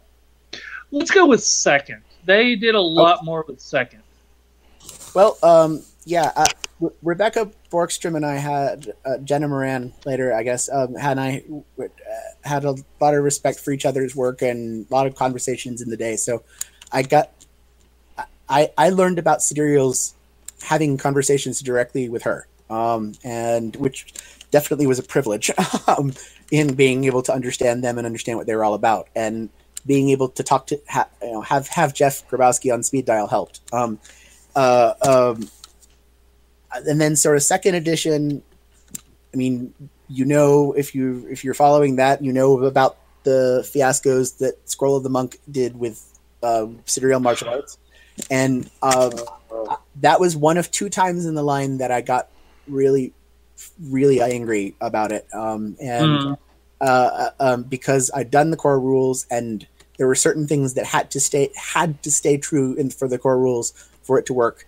One of those was that perfect defenses were perfect defenses, and you could not establish a trans-perfect attack. And when that stuff started getting crept into Scroll of the Monk, it really actually broke the game engine if it was implemented. So that bothered me a great deal because I worked really hard to build that engine. Of course, I can understand how you'd be of that frame of mind. And similarly, I had a very negative experience with on second edition Abyssals that there were decisions that were made that after the fact to alter the Abyssal martial arts. I had written it where Hungry Ghost style was a core style, and then Dark Messiah were these Abyssal only expansions that were possible for them. So I kind of crammed the two together into something. That's fine that it didn't work for them at the time, but when Void Avatar Prana was done to cap it all off, and once again it broke some of the rules of it, that became a problem. And there was so much power creep going on in that game. Like each of the Splat books, just Sidereals. So Sidereal. Back to your question. Sidereals. Sidereals are fascinating to me because they were intended to do something very original with their magic, which is that they were going to have a toolkit. And that toolkit was not an intuitive toolkit. It was a set of weird tools that did odd things, and you had to figure out, how can I use this to achieve the objective? That's actually, again, a design consideration that went into the utterances in Mummy the Curse. So Sidereals certainly helped me work through conceptually, even though I didn't write their magic, just studying them, learning them, talking about them. Now, the idea that they were also both heroes and bureaucrats, that was intriguing. For me, one of the things I liked about them was when looking through their charms, just their basic charms, we're not talking astrology or their resplendent destinies or anything. Just looking at the charms, you're going, oh, so this is the splat that says, fuck you and your rules, fuck the book rules. I'm just going to make the rules up as I go along. And that's quite literally what their charms did. In some cases it was. And that was both their strength and their weakness. But that notion of, okay, what am I going to do with something that can make someone unlovable? How do I use that as a tool? When am I going to really need to take somebody and break their soul and turn them into a dragon temporarily until I burn them out as a husk? When is that useful for me? I mean, I guess I can use it to escape, but this is not a thing I wish to do very frequently. I just want to throw in here real quick. My ST literally looked me in the eye and says, Donnie, you are never allowed to get Transcendent Hatchet of Fate. So the other thing was that because they had limited charms and they couldn't invent charms, this is it. This is what you got to work with. Use it creatively. Yes, you have some additional toolkits in the form of the martial arts to help compensate, but they have limitations. There were sidereal styles that I worked on that I never got to have a published sidereal style of mine, but there was one there were a few that I was working on that were nearly finished. My favorite one was it was after Infernals, and it was what I called Iridescent Revelations of Certainty style. And the way it worked was that there was a core piece of it that was the charms of Seshevral, and then there which you could learn or essentially as a sidereal martial art or as Seshevral's charms. And then there were the expansions off of it that were off limits to the sidereal martial art as a whole. So basically it was a way for sidereals to tap into into the Titan that represented predestination, which of course you know anything about what sidereals are about. That's a terrible idea. And so the form charm for one of the form charms for it was a temporal castling effect, where what would happen is you would now have trade places with the version of your character with a bunch more XP on them, an older from future down the road. And now you would have that version of the character, but by summoning your future self into the scene to castle with you, it meant that future you had locked in your development. Your XP is now all determined how you're going to spend it to get to that point. And on top of it all, that means that in some future scene, when you have reached that point, you will now be swapped with your young self, having summoned you out of that moment and have to deal with it as a much weaker person in it. And you start to experience time out of order because I love this idea, sir. So sidereals were in fact a chance to sometimes say, what could I do that would fundamentally break this universe, this setting? And I had fun with that sandbox, even though you didn't get to see some of the fruits of that. I also had Amethyst Enlightenments of Grief style that was all about the concept of loss and how to impose loss in a cosmological sense upon others. And to draw strength from losing things. And so the more that was taken from you, the more that terrible that happened to you, the more terrible things you could conjure out of it, from it. And when you had lost everything, when you had nothing left to lose, that was your final scene of nigh omnipotence, and your closing bow. So, sidereals could be pretty cool and awesome. The one sidereal, because I really was sad that I never got to write any sidereal charms, my workaround was that when I worked on Scarlet Empress, and once again seemed to be blowing up a setting, I seem to be called upon to do an awful lot of apocalypses, and so there I introduced the astrological charms, the idea that if the maidens if you were to unseal them, there were some absolute emergency powers that you didn't use them because they genuinely endangered fate and could break the universe to overuse them in a cumulative way based upon how many people had used them ever or within a certain span of time. There's a reason they were sealed away. But they allowed you to essentially have plot device powers that were transcended even potentially solar sorcery, that were unique and specific in scope to enable an entire story concept. Like killing the sun. I did that in my game before we ever were going to introduce it, and I pushed it as something to write into as a possibility for that story. And murdering the unconquered sun. And the notion that there was a sidereal charm that could allow you to deputize a god and have them be able to claim a mantle and become it, that you could crown a new sun with this. You're not the king, but you could be a king maker to restore this. That there was one that allowed you to have a god, a titan, and then separate them and cleave out a third circle as a god, and offer them independent existence. They're things that we did not want to give beings in the setting the ability to do, but that there were big stories you could do with them. And so why not in what we thought was going to be the final book, just blow the lid right off, and give people permission to push even those expansive borders to their limits. Okay, so I thank you for coming onto the show, because I get to ask this question that's been burning in my brain for a while now. I guess actually to ask it of someone who worked on it. What were the thought processes behind allowing Infernals to become a nascent primordial? Oh, my mad green babies! My favorite Exalted.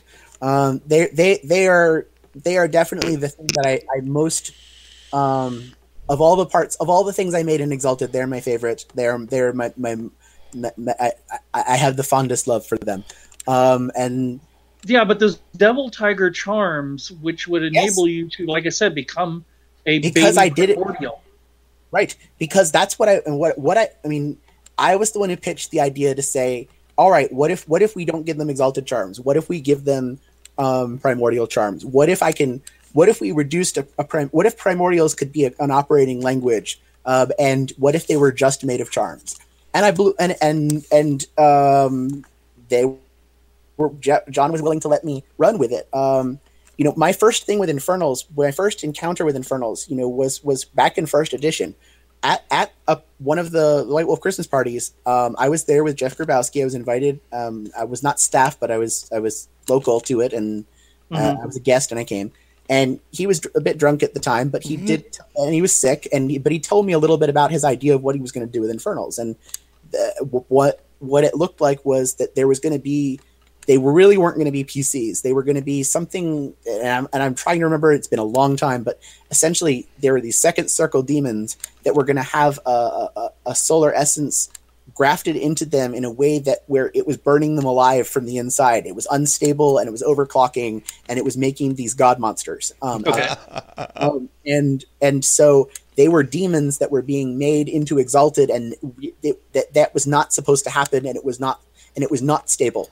And it was an intriguing notion. And then basically Infernals would have been one of the first edition books. And then instead what happened was they went with deciding to do a second edition. And so Infernals was taken off the calendar, and Exalted Second was placed on in its stead.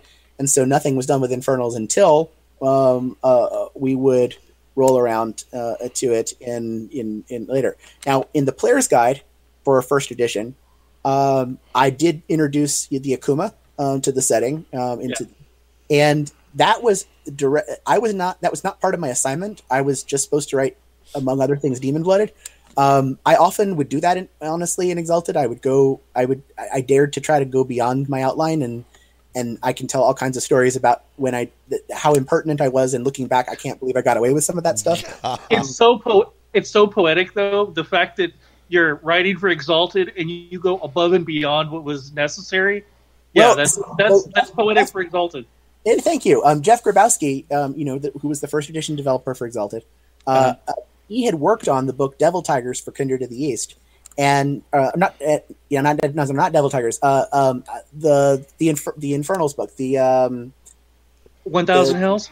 That's yes, I think it's in 1000 Hells, but whatever book that had the Akuma in them, and I think that was in 1000 Hells, that it had the ritual for soul. Yeah. Anyway, he had have that beside me too.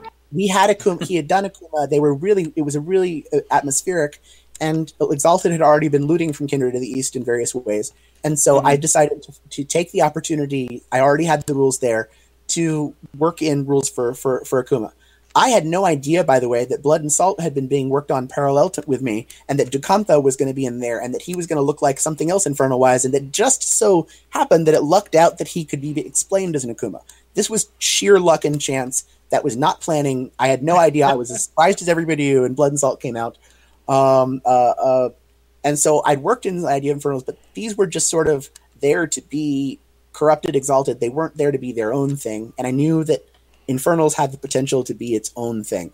So when we finally got the chance to do Infernals, I pitched it as saying, what if they are kind of a fusion of demonic infernal power and exalted, but not demons imbued by that, because we still want them to be people. But then I flipped the script on it, and it's okay. Well, they've got an exaltation, but what if that exaltation is the battery that's powering these infernal mutations that have been these titanic mutations that have been grafted on? And each of the games in the World of Darkness had provided inspiration to some of the game lines within Exalted. Not direct one-to-ones, but Abyssals drew on vampires. Solars drew on hunters, or the imbued, and so on. But when it came to Infernals weren't not alchemicals.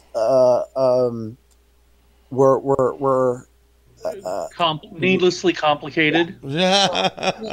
I had fun with them too, but I did them twice over. Thank you very much. But it was but with Infernals that they were going to draw an aberrant. They were going to be my. I love superhero stuff. I like Marvel. I love DC. I'm a little more of a DC guy, but I wanted to play with the superhero archetype, and I wanted to look at the corrupted superhero archetype and then see what Exalted could do with that. And I'm also really big into transhumanism as a theme for powers and for games in general. Ooh, that's cool. And luckily, none of that ever leaked into Infernals. Indeed. Man, I keep trying, man. Trying to graft on power armor and dermal plating on the vampires. Right. We can't seem to pull it off, though. And so my thought was, what if I could make them into building blocks of these concepts, and then if you could take and you could assemble those building blocks from different concepts out of this and make something that was a hybrid, a pastiche, a melange of these concepts. What did that mean for you? What does it mean? If a lot of the Exalted charms up to that point had been, here is the magic that we do, then Infernals more and more were about, here is the magic that we are, that we're becoming, that defines us, that gives us power and gives us limitations. It was like, yeah, you not only are you buying the merits, you're buying all these merits coupled with some flaws, which means you get a few extra points to spend on some effect. And so they didn't. I really feel like Infernals did not suffer from power creep so much as they suffered from what we talked about behind the scenes as cool creep. They became the rock star and drew the attention of the fan base, held the attention of the fan base for a while in a central way. And it had the problem of that, honestly, when I had so much fun designing Infernals and got them just so close to what I wanted that I didn't have a whole lot more to say with Abyssals anymore, because I was far more enamored with the potential that the bigger, wider potential that Infernals offered. So Infernals also, with each of them, again, I try to work in myself, writers do. So I tried for each one of the Infernal splats and each one of the Yozis in their charm set to weave into them a form of mental illness, and to make being them be partly about experiencing and dealing with being with that mental illness. And then since you could mix and match among them, it meant, wow, they could really combine all of these different ways that minds could break or be stretched, and explore combinations that are not supposed to go together, that do not work together optimally and produce something very, very alien. And so they were units of alienness that you could work up to them. But they were inspired by Aberrant. They were inspired by the dark takes on superheroes. I use shorthand to look at like Malpheus and say, all right, how do I let, if you're Malpheus and Ebon Dragon, that's your dark side. Okay, now what does that look like? I liked the not Eobard Thawne Zoom, but I liked Hunter Zolomon Zoom with the way that he would come and antagonize Flash, not as I'm going to destroy you or I hate you, but I'm going to make you the best hero that you can be, and I'm going to wreak tragedy upon you in an effort to make you better. And consequently, here this is a really twisted take on loving you. With Kimberly, it was all about borderline personality disorder and about pivoting and snapping on people. So I was taking real world things that I knew people who had suffered and dealt with, and I was weaving them into the fantasy of it so that there was a real thread of horror and not just Cronenberg body horror going on with them. Medalist got a question here. Wants to know about Exalted 2nd Edition Fairfolk. I don't know exactly what he's asking for. Okay.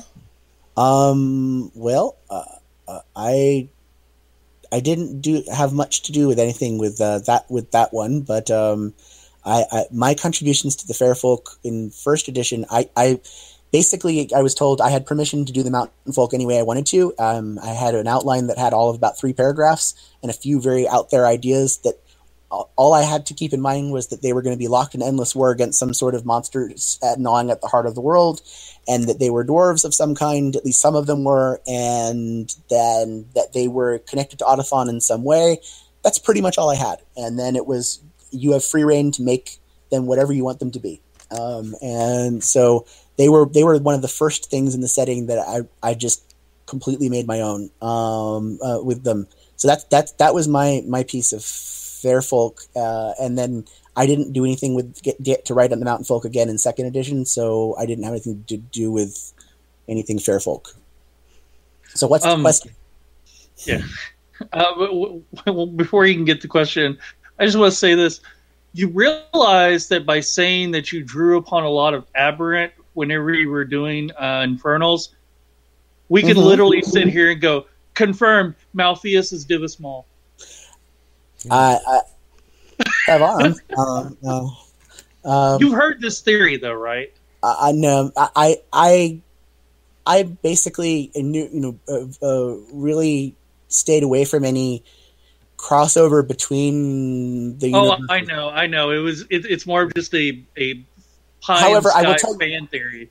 However, I will tell you that it warmed my heart to no end to imagine that Scion and that the Trinityverse stuff would be using the same system, and that you could potentially mechanically do crossover.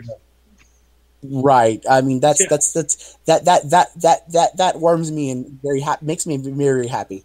I'm so proud of those people. Yeah. The way they're doing the 2nd edition stuff is there is a continuum, and all the different lines are just going to be branches off the continuum, which means that if the ST feels like it, he can throw Scion into that continuum. Yep, absolutely. I've had some lovely conversations with Neil about out there crossover-y idea stuff, and it's not remotely something that I know of anybody to be exploring, but just because we're geeking out about it. And I have been very, very, very privileged to be able to talk to Neil as he's been developing that, and I'm so excited by both Scion and Storypath and everything. And please, speaking of crossover, we do also have another question from Metalith. Yes, that we had missed. Sorry. He was inquiring about because we'd commented a lot about mummies being crossover friendly. Where do we see mummies in a crossover game? So for Resurrection or Curse, where would you? How would you find them, or how would you fit them into the other games? Well, so that Resurrection, obviously, mummies and vampires Mummy the Resurrection, vampire and mummies and vampires are set up to be antagonistic to each other. Oh yeah, obviously, and so that's a natural point of, wow, you've got something else coming at me that's brand new and old at the same time, and what do I do with all this? So they can just bring war to the vampires.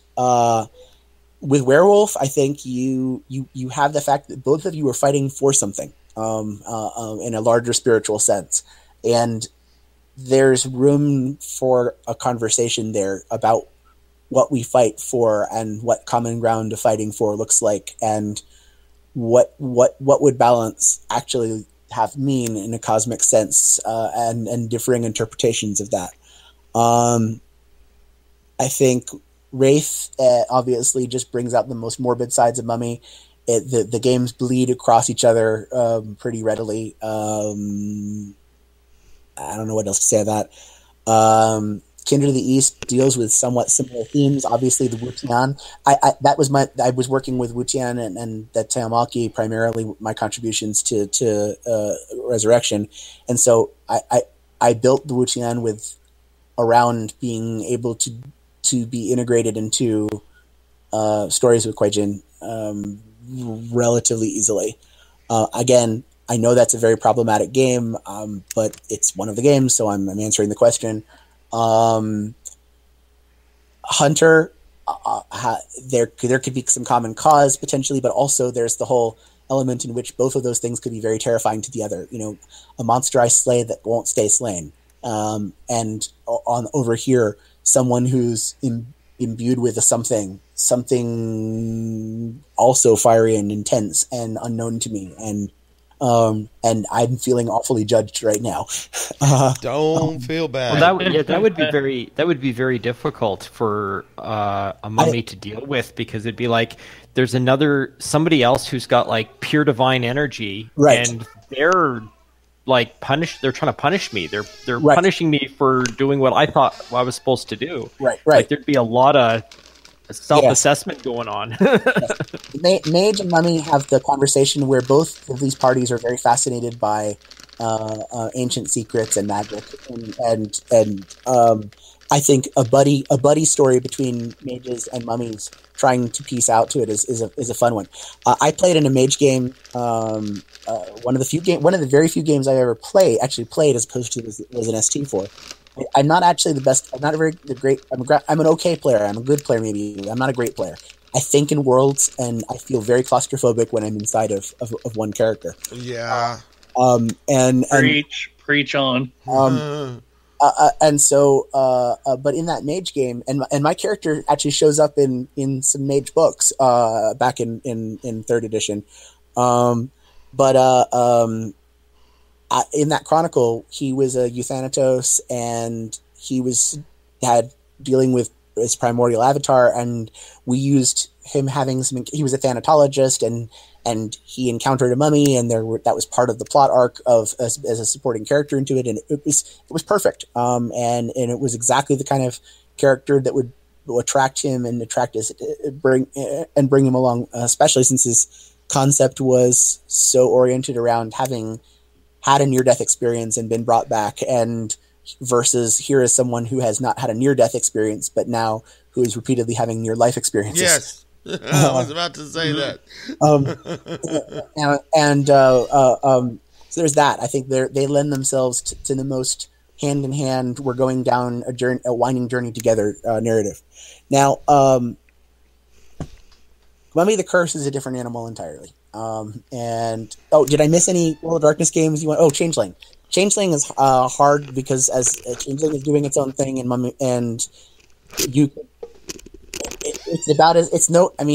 mummies are there, and they're certainly wondrous and terrifying, and so they have a place in a Changeling narrative. Changelings only really have a place in a mummy narrative to the extent that the changelings are imposing themselves upon that narrative. Same with everything else when the changeling related. So fairies just getting involved, right?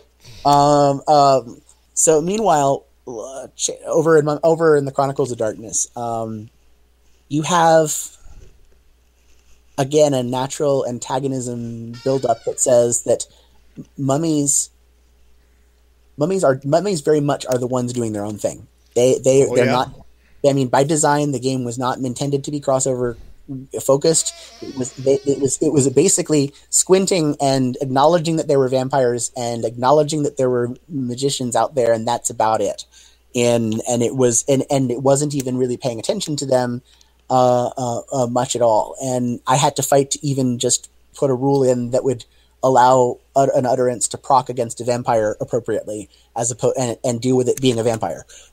So I had to fight for what crossover I could put in there, because again, that was not the vision that he had in mind.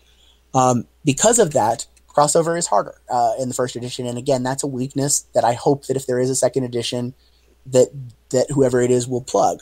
I don't want you to lose what makes Mummy Mummy. Its themes are valuable, and some of them are going to be better explored in purity, and without diluting it with themes of other games.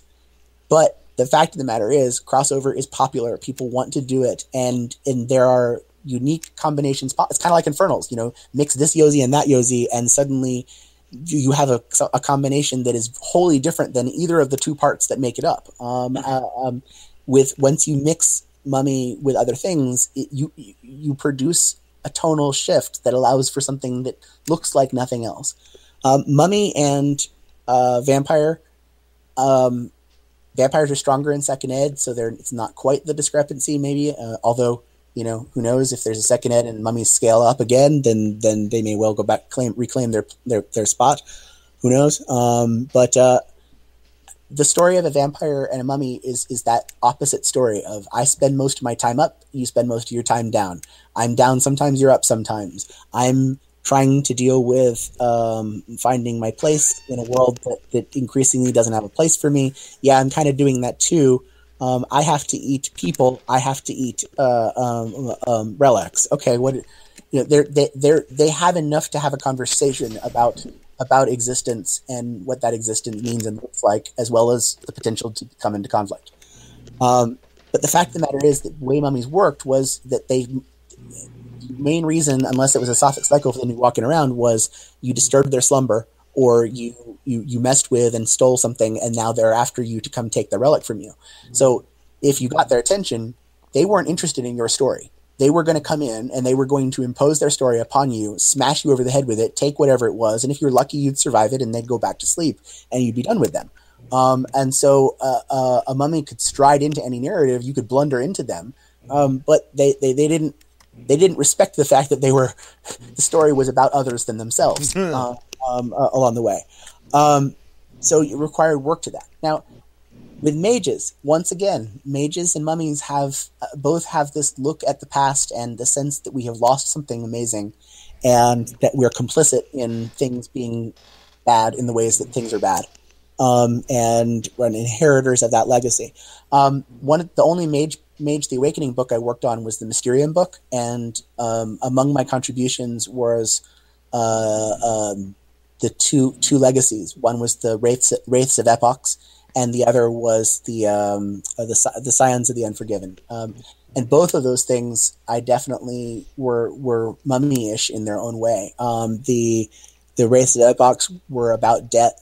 They were based on my Mage the Ascension character. They were about death and time and being historical anachronisms and rooted to that, and eventually being not even fully alive, almost sort of more undead than alive as their legacy continued. Very, very niche focused. But a mage like that, oh my gosh, what the things that the adventures that they and a mummy could get to together are limitless. Likewise, Prometheans and mummies, they're having a complementary conversation. One of them is saying, what does it mean to become a human? I don't know what it is. I've never been a human, and I'm trying to become one. And the mummy is saying, I was a human once, and what is I dimly remember traces of that. What was that? And they're reclaiming it. And I've said this earlier in the conversation, reclaiming something and claiming it for the first time are two different stories. But those stories can exist in tandem, and they could have something to help each other in their journey, in their respective journeys. Now, what about Beast? Beast came out later.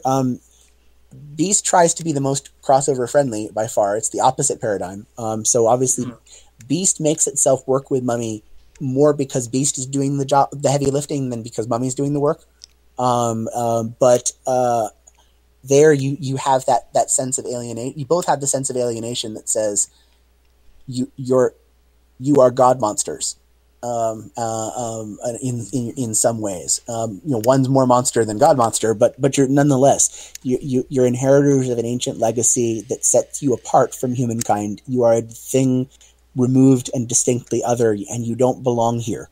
And the world has ways of painfully reminding you over and over again, you don't belong here. You're not wanted here. Whether it's the way the heroes come and hunt you as a monster, or whether it's the way that your Sekhem is ground down simply by trying to live in the world. I think there's intersections of tragedy that come from being, I guess, a hardcore, intense, dead serious version of Monster Squad. It's been a while since that particular movie's popped up in a conversation. And did I miss any lines? Oh, yes, obviously I did. Then there was Geist. Right? Geist, and Geist played with some of the conceptual space from Memory of the Resurrection, and therefore took it and made it off limits for use with Mummy the Curse. In some ways, the fusion elements, the symbiosis, was very much in keeping with how the mummies and Mummy the Resurrection were. The idea that you were brought back from death by that fragmented ancient soul thing that's now part of you. The sense that you travel in and out of the bodily in and out of the underworld into this. It meant that there was a tension that was there because through no fault of anybody's, by the time that Colin had the chance to do Mummy, some of the space of things that he wanted to do was claimed, and that meant that forced Mummy the Curse to be more different perhaps than it otherwise might have even been. But so necessity and invention and all that. But when I was looking at that, and especially knowing that there was going to be this other game that dealt with themes of death and necromancy and life and meaning and all that, it was okay. Well, how am I differentiating it from these other games? And one of the things that I tried to do was like within the magic, mummies do not go to the underworld. Mummies don't have effects for that. They get to the Duat, and that's as far as they go. And Duat isn't necessarily even in underworld. Yeah. They don't go there physically either. They go there in spirit. They come back. But where the dead go past that, all of their necromancy was about flesh and physical undead, and summoning ghosts into this place and binding them to do stuff here, and dealing with undead horrors, bringing them forth into this world. It was definitely the case that that left a territory that said, here a mummy is a terrifying thing. A mummy is a god who calls the dead to task here in this world.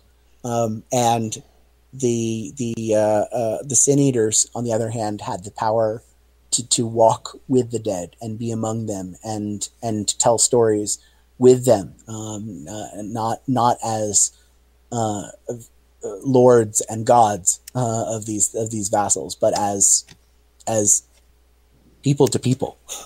And so again, differences in scope and of scale. I wrote, as a sort of mini game into Mummy the Curse, I made ghosts way more playable than they otherwise had been. Really, up to that point, there's full rules for playing ghosts, and essentially, honestly, for playing what amounts to Risen for mummies as well.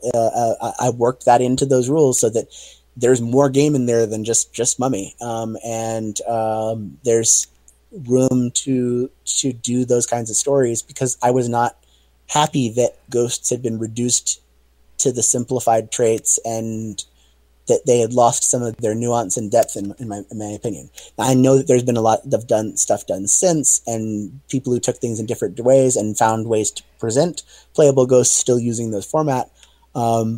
But I went ahead and at the time broke with that and introduced the way to have ghosts that had woken up fully and regained their full stat expression and nuancing, and what those ghosts would look like and how to play them. And so, in as much as you want to be able to play more wraith-like ghosts in Chronicles of Darkness, that's sitting there inside of Mummy.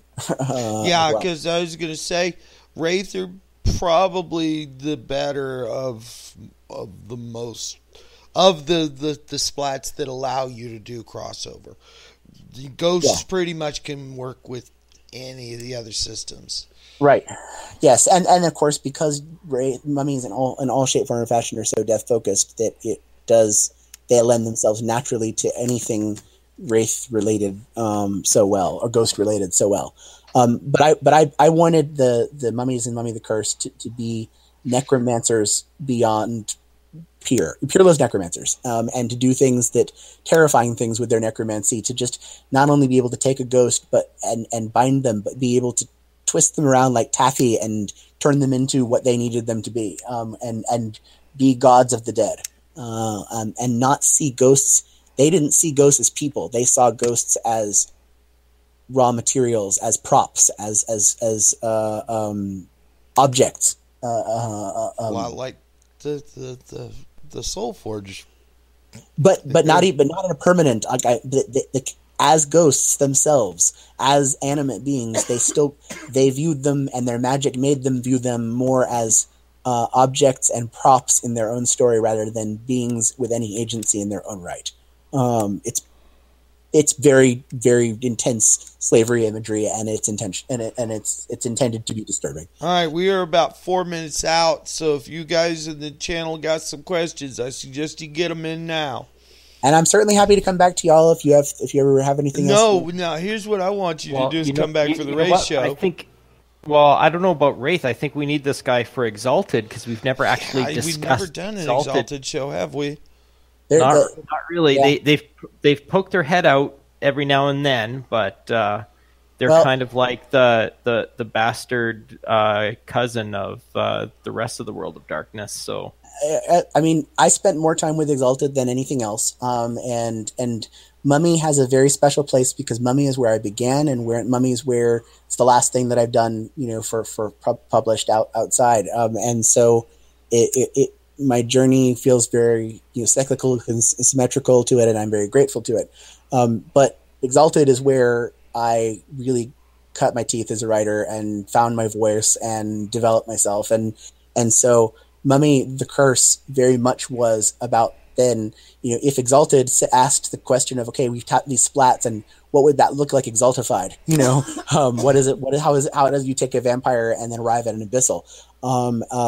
Likewise, suddenly the conversation was two-way, and Exalted was now coming back out to bleed into the Chronicles, that brings me up. It's something I'll ask you off the air, but yeah, there's a lot of parallels, far more parallels between Exalted and Chronicles of Darkness than Exalted and World of Darkness. Yeah, I think you can. I think you can make some cases in either directions, but I think that, again, it's a question of when things were made. Exalted was, the Chronicles came to being after Exalted had been around some and had worked some things out, just like it had also come around later after the World of Darkness and had a chance to work a whole bunch of things out. So yes, by sheer chronology, there's a convergence of design as things were found to be good models, and as ideas were had, ideas could be looted in any direction. Cool. Yeah, this is how we do things, Michael. All right. It's like I said, there was no linear path there at all. I wouldn't know what to do with a linear path if you gave it to me any more than if this show is more like, I guess of all the White Wolf games, Exalted is the one I know the least about. Yeah. Like I said, the show is like your drunk uncle walking around the forest at night without a flashlight. I have more to say about that, and then we could possibly fit into a single show. So anytime that you have want to talk about this or other stuff, yes, and like I said, man, we need somebody to come back because we're about due for another race show. I'm not talking about immediately. I'm not talking about next show.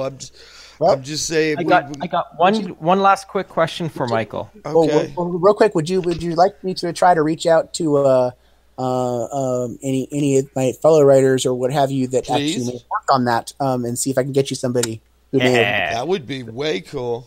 Okay. Oh my God, I'd love you so much. I'll see what I can do. I told you were gonna get fangirled on. So Michael, what game do you normally play tonight that you had to reschedule to be on the show? I have my own setting game that I don't get to game regularly the same way that I used to. I'm at a stage of life where it's a rare treat. But I've been running stories in and out of one of my own settings for. I don't know, I think I first started telling stories there in it maybe 7 years ago or more, off and on. I basically only run games that are entirely of my own creation at this point. What genre is it? It's it's kind of a Hellboy-esque, a horror superhero game, and where the everything comes from another universe bleeding in its laws into this one, and dealing with it as sort of the infinite-headed hydra that it is. And Grimwatch is the name of the game, and that it posits the organization that deals with that, where but since the only source of power is the thing itself, is the stuff leaking over. There is no one who has power that is not in some way monstrous. So it's essentially, basically, Grimwatch is, what if everything was infernals, and all of the splats followed infernal logic in their own way, not at the same power level, but in that sense of being flavors of weirdness, and of becoming something other. You play online, offline?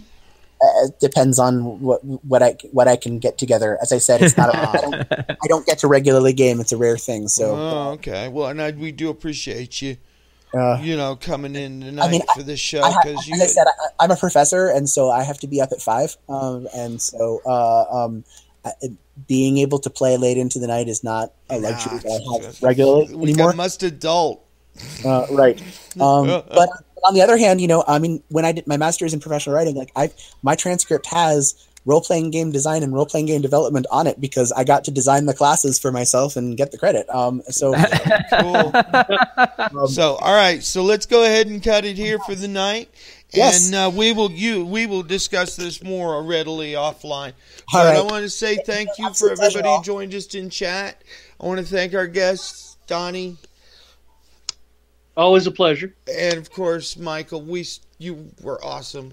Really. It's been a joy. It's been a long time since I've had a chance to talk shop like this. So it's a pleasure. And I look forward to being able to do it again sometime. Absolutely.